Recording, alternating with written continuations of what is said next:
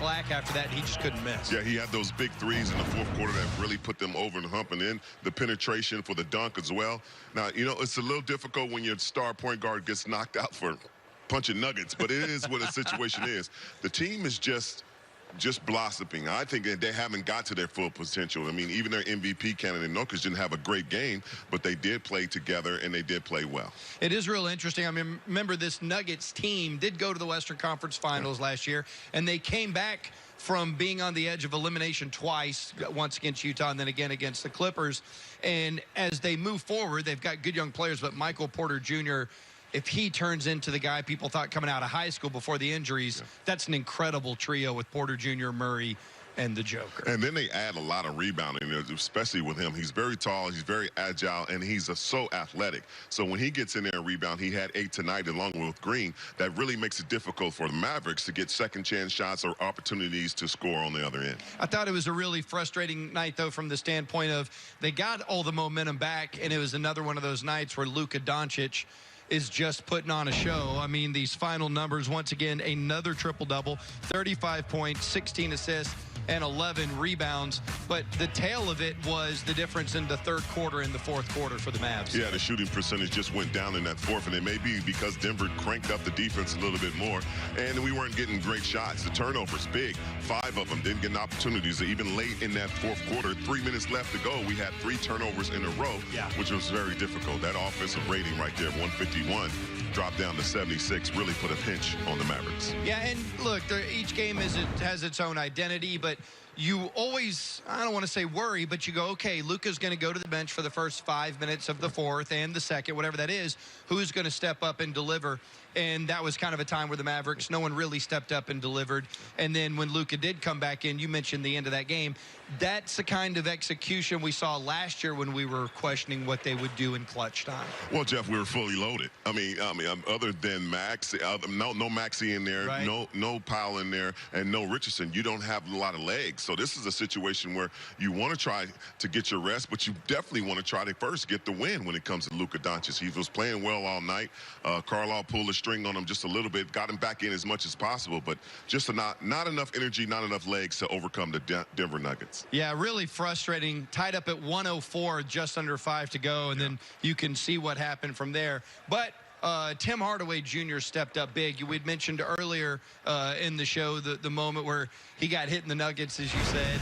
But Tim Hardaway Jr., he was great tonight, said. Well, he did what I think he can do all day, and that's score. Make yourself a scorer. Here, running the fast break, getting the lob, going back after your shot, following it up. And then when you get that going, these shots come easy to him. This is an opportunity to get a free basket really easy. This is what I'm talking about, being a scorer, and that will get your jump shots going. He is a great shooter at times, but the opportunities for him to score are just endless when he plays hard. Yeah, you saw the stats there after halftime, 17 points, 6 rebounds, and a 7-0 Tim Hardaway Jr. run. He's going to end up being the leader when it's all said and done. It's unfair, Jeff. I don't have one triple-double, and he's got multiple. He's just going to keep breaking the records. One, because he's youthful, and then secondly, because he's just so great when it comes to that basketball court. So you continue to watch him. You're just amazed on the greatness that he has. Tonight was a prime example. Going up against an MVP candidate, didn't get the win, but he did, I think, got the vote for MVP because the way he passed the ball, 16 assists, 11 rebounds. Oh, man, who cares about the scoring? When this guy really has the ball in his basketball hand, you can always cut, move, slash, and not even know the ball is coming, kind of like Magic Johnson, Jeff. Isn't it incredible when you can get 16 assists and you can also drop 35 and none of it really feels forced? It all happens within the flow of the game. He's just a natural in that regard. That is so much true. I mean, I don't want to go back to the movie, but this is an opportunity. You watch him play and you tend to see how great he is, how calm he is, his pace. I think Derek Harper said that these two gentlemen have great pace, but Luka's pace, he really doesn't rush it. He doesn't put himself in a position where he's panicking, and you see, no way this guy could be 20-plus years old. I mean, he's playing like a veteran, so a lot of stuff is coming from this guy in the future. It's incredible, and he may not have the triple-double, but he was a finisher. He helped dudes get triple-doubles, scoring machine. I was close. All right, let's hear from Mavs coach Rick Carlisle on tonight. I thought the third quarter was one of our best quarters of the year. We moved the ball. We were very determined defensively. We were helping each other at both ends. first half was very poor. The ball didn't move. We were distracted. We didn't help each other defensively. And it was very disappointing. But the guys made a great adjustment in the third quarter. The fourth quarter, we just didn't play well enough. And we made some mistakes. But, instead of giving up 38 and 32 respectively, we gave up 25 and could only score 19. And so, the second half was a much better picture of the kind of team that we want to be and need to be. Okay, Eddie?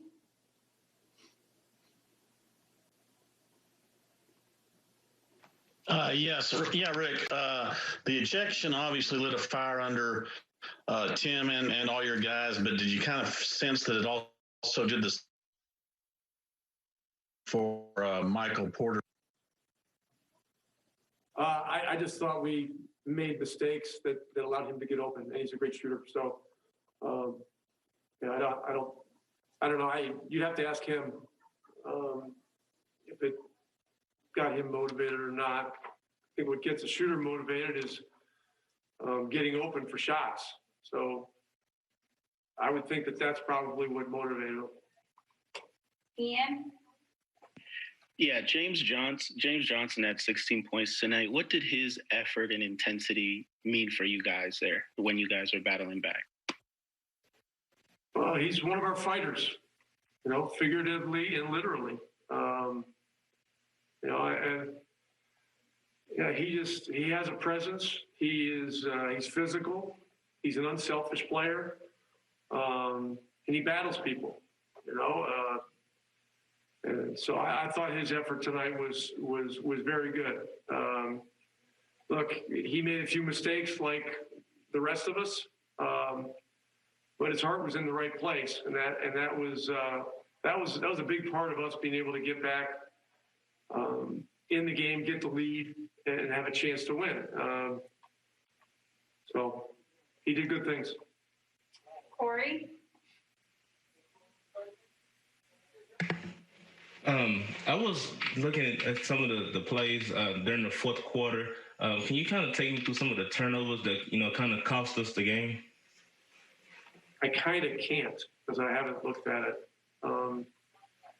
But our spirit as a team was much better in the second half. And, hey, you may not play well in the fourth quarter, but if you're playing the right way and trying to help each other and moving the ball and helping each other defensively, then you're giving yourself a chance. We didn't do that in the first half. Brad? Yeah, this is another big first quarter by Luka. I wondered if you could put a finger on why you guys can't seem to sort of get any traction in the early going, besides Luka. Well, tonight we weren't moving the ball and we weren't defending well. And, if you have a great individual performance and the spirit of your team isn't right, then it's very likely you'll be at a deficit. So, look, I haven't looked at the game yet. I'm about to watch it. I'd love to go right to the third quarter, but in coaching, you can't ignore 3 quarters of the game. So. But I thought we showed real signs in the second half, and we got to build on it. Well said. It's hard to read Rick's expression through that Mav mask, but it's very evident he did not enjoy the first half of basketball. And we didn't as well. Watching it was really gut-wrenching. They have a tendency, especially one of the reporters talked about Luka Doncic having a great first quarter and the rest of the team not really going along with him. I mean, he comes out and knows that he has to be aggressive and he needs somebody to step up too. Now, remember, this is not our official starting 5 that Rick wants to have on paper. But when we get 3 guys back and then 2 of them are starters, this might help out a little bit. This is a chance for the team to understand that Luka is very dangerous in the first quarter. Help him out just a little bit so he can ride this thing out all the way out to 4. I think those are great points. Now, we've talked about the critical play with Jamal Murray and Tim Hardaway Jr. And Tim is back in the locker room doing a Zoom, and you know he's going to get asked about that. Here's Tim Hardaway Jr. Just playing the game, and I guess he was just frustrated that they didn't call a foul. So I was just trying to do the best I can to deny the ball.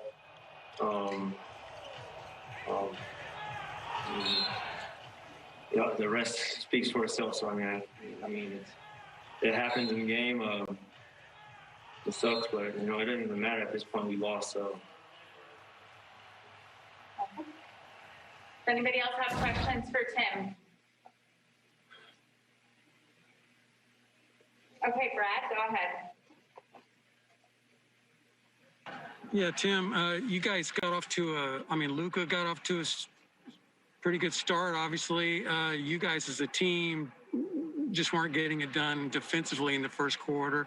Can you put a finger on why you guys aren't able to gain more traction in the early going than you were earlier in the season? No, there's no excuses. Just got to be better on the end of the floor, and we know it. We just got to go out there and do it. The coaching staff are not the ones to blame. They're doing a great job of preparing us as a team and as a whole. And so we just got to go out there and do it on the end of the floor. Tim McMahon. Yeah, Tim, on the shot you took from Murray, do you think that's the kind of thing the league office should look at and consider disciplinary action beyond just him being ejected tonight? Guys, the win and for me, it's all about the wins and losses. And today, he got ejected, but those guys stepped up. You got to give them credit. Bench players stepped up. Jermichael Green, Porter Jr. They did an amazing job, attacking the boards and doing a great job of knocking down their shots, whether they were contested or not. So at this point, it doesn't even matter. A loss is a loss, and it's got to be better. All right, thanks, Tim. All right, you heard it there, said a very frustrated Tim Hardaway Jr. and talk about league action and stuff like that. It's a frustrating night all the way around. If the league does take action, Jeff, I think it should be the Mavericks' choice. If he goes and gets suspended for the next game, it does the Mavericks no good. I think the next time Denver plays the Mavericks, that's when they can go, okay, he has to sit out.